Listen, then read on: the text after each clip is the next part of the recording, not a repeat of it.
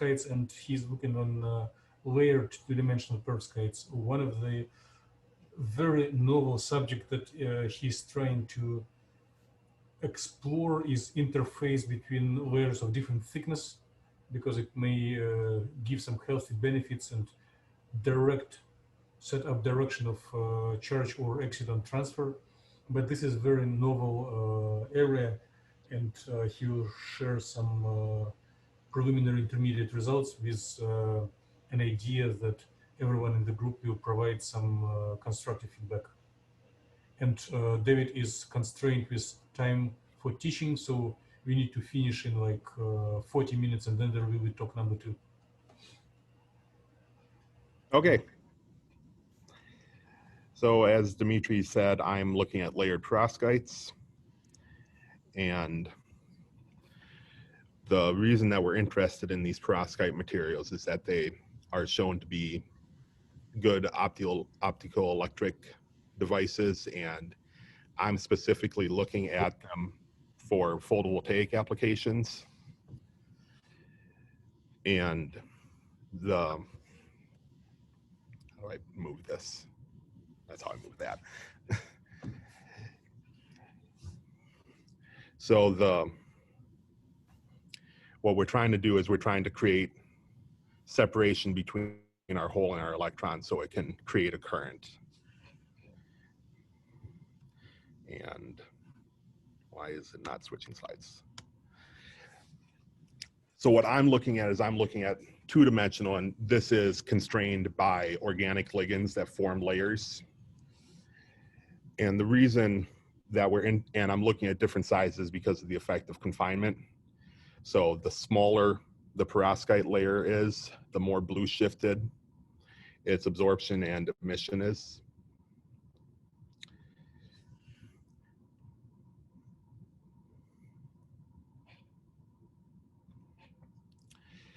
So as Dmitry said, this talk is focused on the first step toward expanding the one layer models that I had before into multi-layer models. And so what I did here is I have several different steps where I took my models. In this case, I'm showing it with the n=1 and the n=2 model. And I combined them along the z-axis to make one long molecule that has both n=1 layer and then an n=2 layer.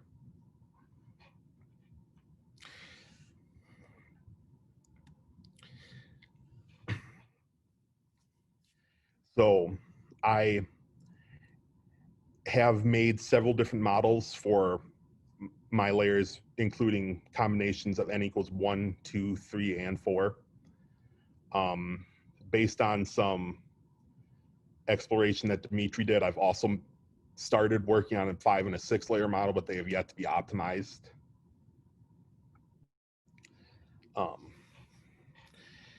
And what we're looking at today is models that are based on a combination of 2 layers. I have made a few models with 3 layers, but they are also not yet optimized. And I'm using a naming sequence for these where it's x_y_z, where the x is the first one on the bottom, and then the y is the one above that, and z would be the one above that. I likely need to come up with a different naming sequence for this for how we're going to take this in the future, but for what I'm doing right now, this is what I came up with.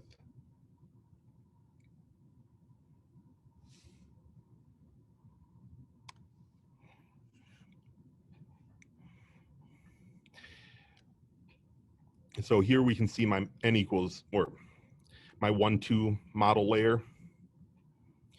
And I have the absorbance spectrum, which is the red spectrum. And all of this is spin restricted calculations at the moment. I haven't got the spin orbit completed yet. And we have the n=1 and n=2 absorbance spectrums below to compare. And we see that compared to the n equals 1, there is some red shifting in the absorbance spectrum. And even compared to the n equals 2, there looks like there's might be some, but it's minor. A small peak around 1.8 or so.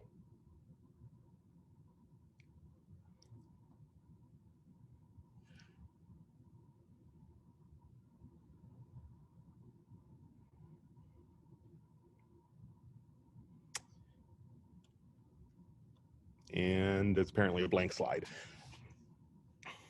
So here I'm showing the frontier orbitals, the HOMO LUMO, as well as the HOMO -7 and the LUMO +5, which were the orbitals that had the highest oscillator strength. And we see that they're all localized in the n equals 2 perovskite layer. And with the HOMO and HOMO -7 being localized on the chlorines, where the LUMO and LUMO +5 are localized on the leads primarily.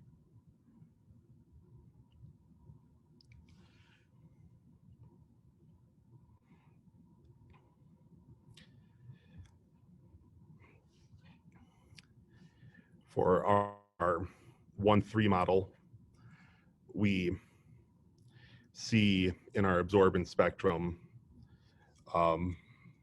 it looks much more similar to the n equals 3 layer than the. It looks much closer to the n equals 3 layer than the previous one looked to the n equals 2 layer. But we also, once again, do see an increase at the higher end of the spectrum, in the 3.5 and the 4 EV range.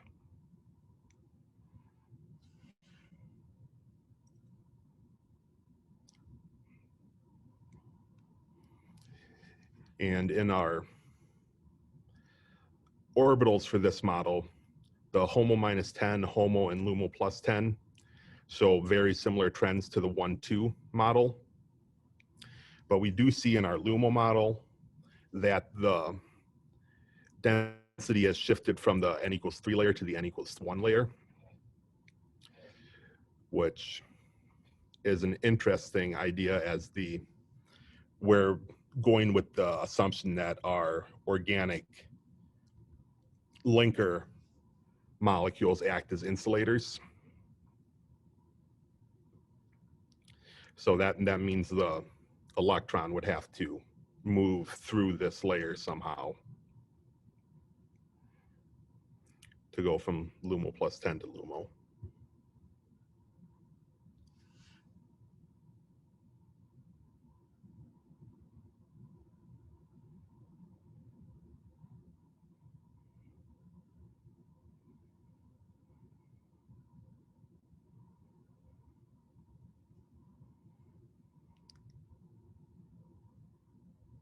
Okay.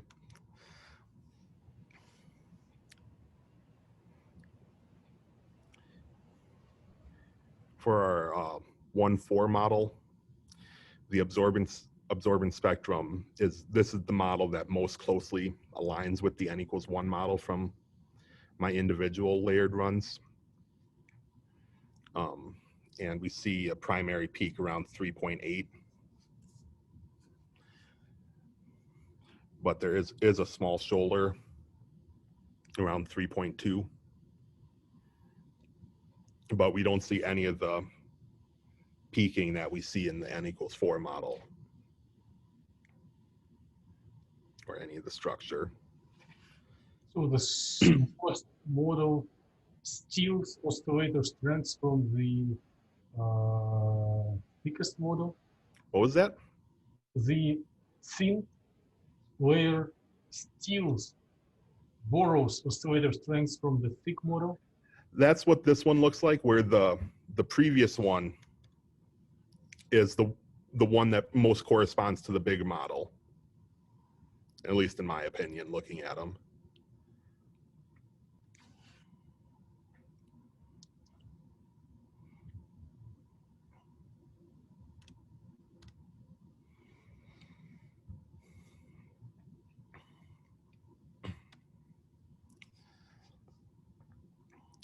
And we see very similar trends in the orbitals as we saw in the 1, 2. The major differences, and it's minor, but there is some density. I don't know if you can see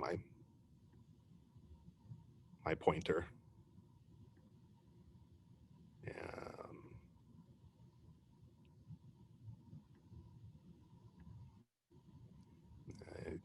That doesn't seem to have done anything. There is some density in the n equals 1 layer in the HOMO -4. I don't know if that's just some what's that, but the primary density is still in the n equals 4 layer. And that's the only model that I looked at that showed density in both cases, in both layers.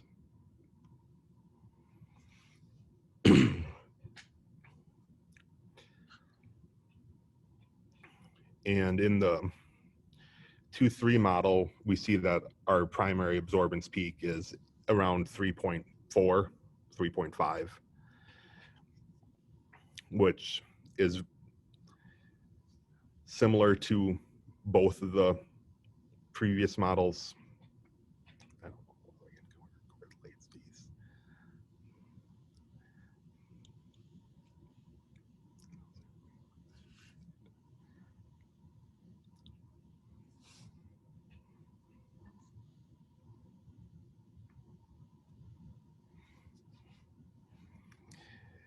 And this is the other model where we see some orbital density in the smaller layer, with the LUMO plus 11 showing the orbitals being in the n equals 2 layer instead of the n equals 3 layer, which also means that somehow they have to cross that organic layer, which we're going with the assumption is more or less acting like an insulator.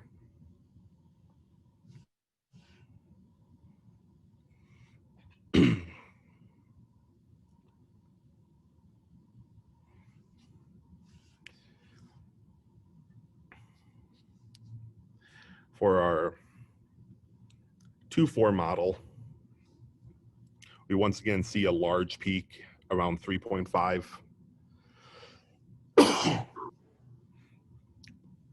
Based on the oscillator strength file, that peak that is at 4, just cutting off the graph, is probably the strongest peak.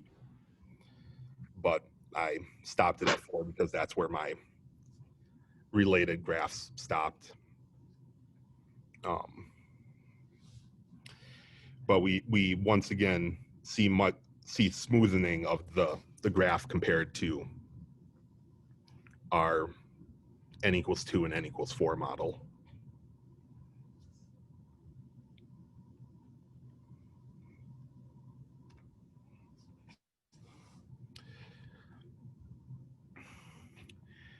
And for the orbitals, we once again see the HOMOs on the chlorines primarily.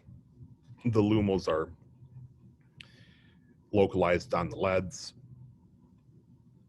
And we see nothing in the smaller layer in this model.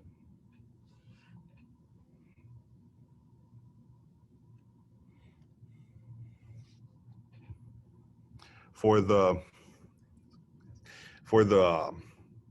3-4 model, our primary peak is once again in the 3.5 range, but we see more of these peaks that we had from our older models. They're once again smoother than they were, but they're a little more visible.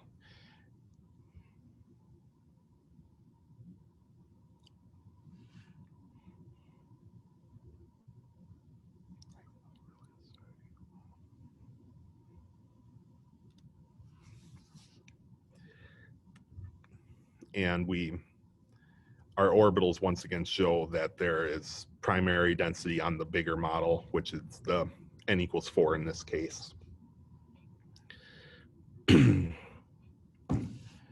And yeah.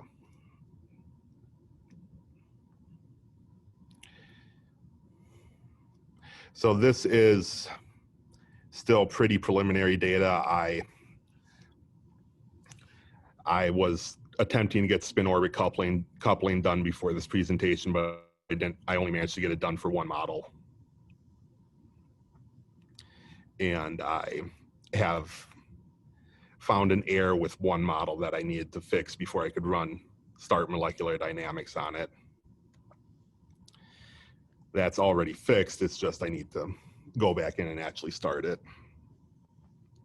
So the reason we're looking at these models, this layered section where I have multiple layers on top, is the idea, at least as far as I understand it, is we're trying to make connections where we have layers going next to each other. So in my figure here, this is just a simple schematic.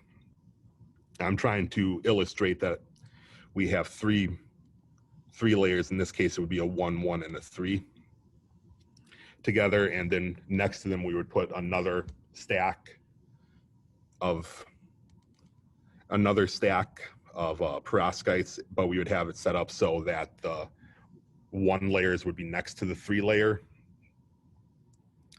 So in theory, we could have an excitation in the 1 layer, and it would funnel the electrons to the bigger layer, and this would, or the excitons to the bigger layer, which would allow for a charge separation. Yeah.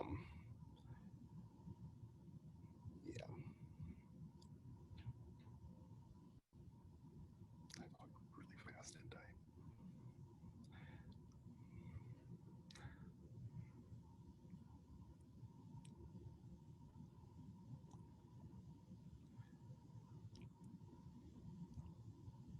Is it the last slide? That's, unless I forgot a slide, yeah. Okay, please join me in thanking David. So any questions and constructive suggestions are welcome. So And yeah, and I'm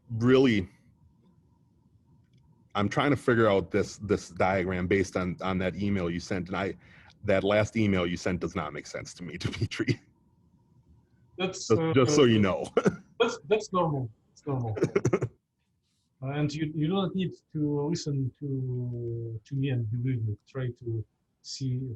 So yeah, this is just a schematic. I made it in like five minutes, so it's very rough. But the idea is that you would want two stacks that would be the same height in the z-axis, and you could line them up so you could offset them, so that you would have the perovskites from 1 layer connected to the perovskites of another layer.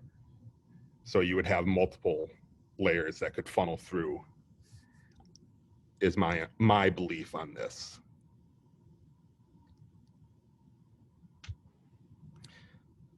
So let's go to the discussion and check if there are questions from attendees.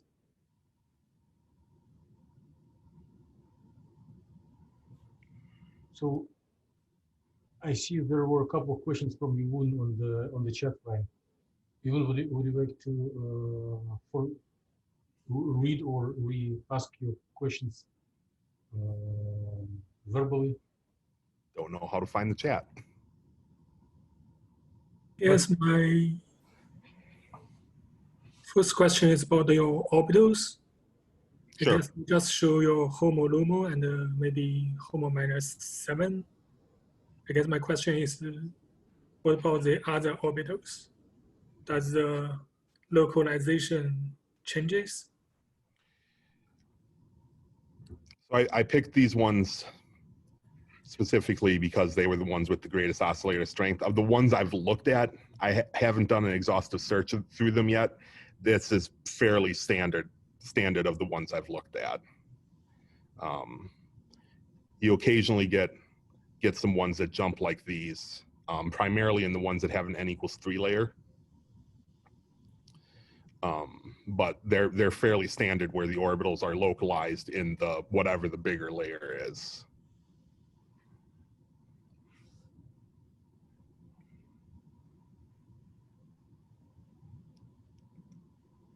So this figure that you are showing right now is an outlier. This is the more unusual case, and I had another one that showed it like this. This one has it where they're split as well. And this one's the 2-3. The other one was the 1-3 model.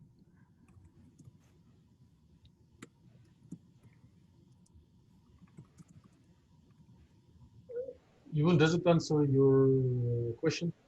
Yes. So the second question from Yvonne is checking if band alignment diagram is available or will be available soon. Or you can check by fingers. I do not currently have one. I should be able to get one relatively soon. Mm-hmm. But can you show, like, draw on a scratch of paper, or just show by fingers, or like two hands? One hand is homo of thicker system, another is homo of thinner system, and then when they combine together, how they align. Basically, I interpret the question of Yvonne is as follows: is it this way or this way, or maybe this way? So the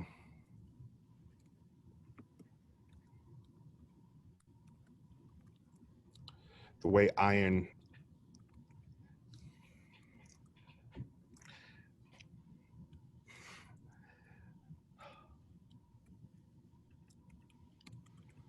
I really wish I could read this line.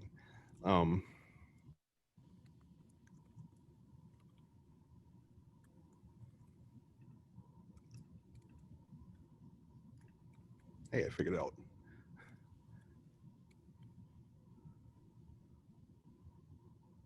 We do see your mouse. I finally figured out how I could read the chat. Oh, I see.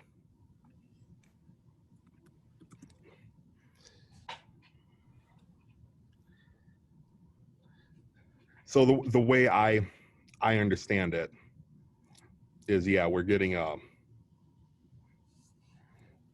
it like this type of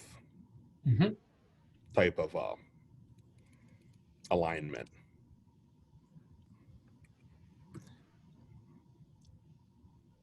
Okay. So we would expect that the bigger model would have the band edges in general. The major exception to that, and I don't know why this one would be an exception, but this one seems to be showing something like this.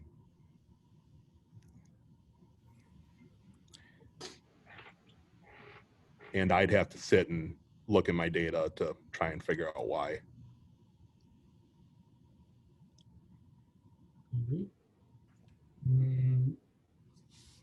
And I do have a question in continuation of your reply and of the discussion. So sure. I did type it in the or there's another question from you. Okay, let me, if you permit, I will ask my question and then we will go to what you typed. Okay, so let's suppose the following experiment. So I am going to describe numerical experiment and describe its expected output, and you can just answer yes or no. So suppose you isolate the thick system A, then you isolate thin system B, and then you have A plus B composed Okay. system. Then for each of them, you compute and plot density of states. Would it be correct to say that if you arithmetically add together density of states for thicker system and thinner system, their simple summation will approximately reproduce the density of states of the combined system?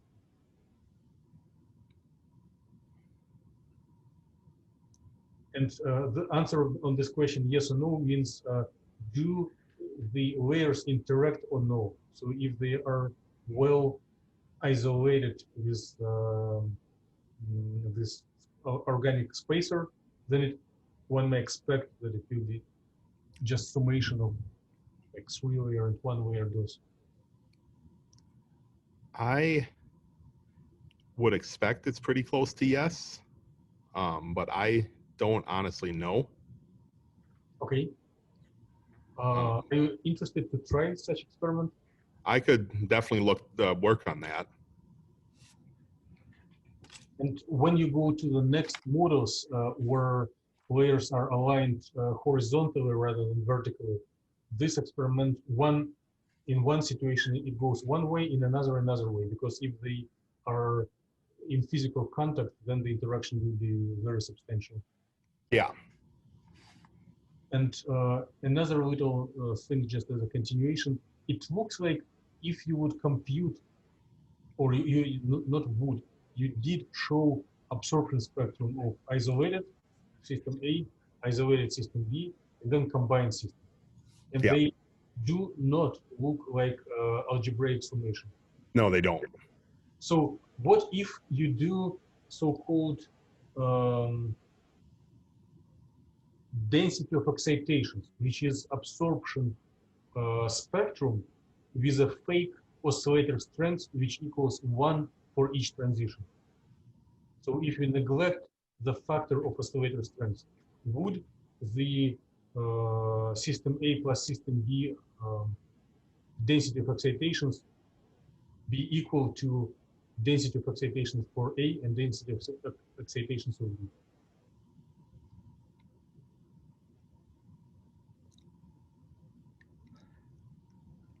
I really don't know that one.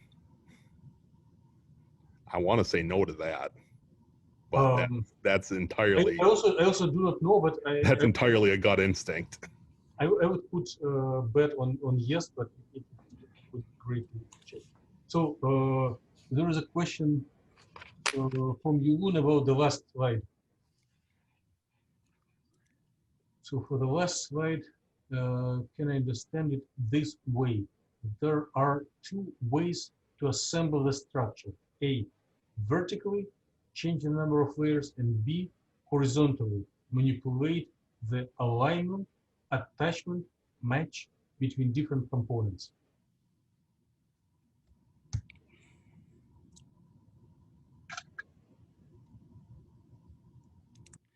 So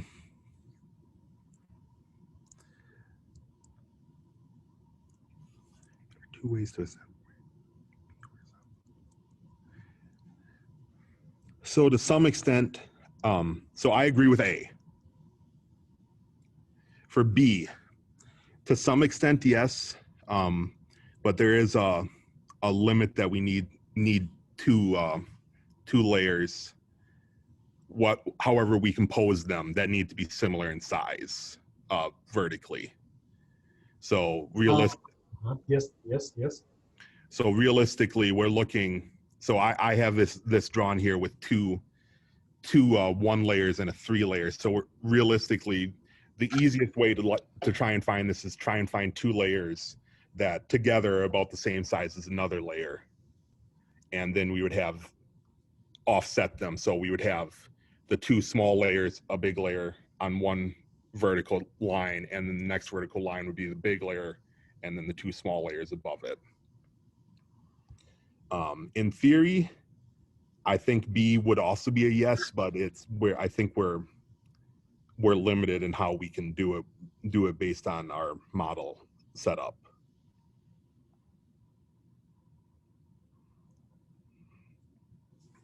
Even does Did David answer your question? Yes. Okay.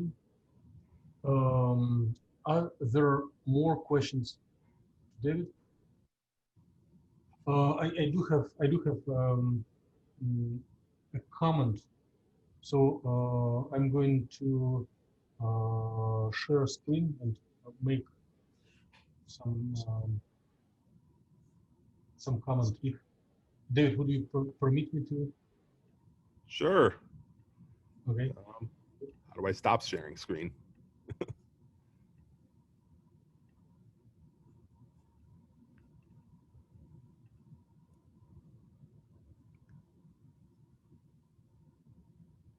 Does it share my screen? I'm seeing your screen. Okay. Yeah. Thank you. So I just copy pasted the last slide, the image from last slide of David, and here is the question of Yugun, as I interpret it. So there are two segments, thick and thin, which is multiplied by 2 here. And we can combine them vertically, or we can combine this thick and 2 thins horizontally. So the first option is what David has already completed. The combined option, when we this how to say super option, when we do have both horizontal and vertical alignment, is what David is showing in the last slide. And the question B of Yuun, as I understand, is when we have only horizontal alignment. But the horizontal alignment is not always possible because cell size with 3 layers and cell size with, let's say, 1 layer are not equal to each other. And even if we multiply them here, the A3 minus 2A1 typically is not equal 0. So such horizontal alignment would be really interesting, but it is I'm just echoing. David already told it. So if we have arbitrary number of layers M and N, and maybe we need to have another number, how many of the thin layers are taken. So this subtraction should approach as close as possible to 0, and this would be possible only for certain values of the numbers M, P, and N. And since all systems are quite large, in practical computation, maybe there is 1 or 2 options when such matching is possible. Otherwise, it will be strain on the border between these systems, and it will be teared off on pieces towards fragmentation and instability. David, did I? Yeah. Okay. And so, I see one other question that Yulin put in the chat. Okay. Which is about my labeling scheme. So I gave the generic labeling scheme for my models in general. I only showed models that had 2 layers. So in these instances, the Z would be 0, which I just dropped off for labeling. I do have some 3-layer models, specifically 114, 123, and 213 I have currently made.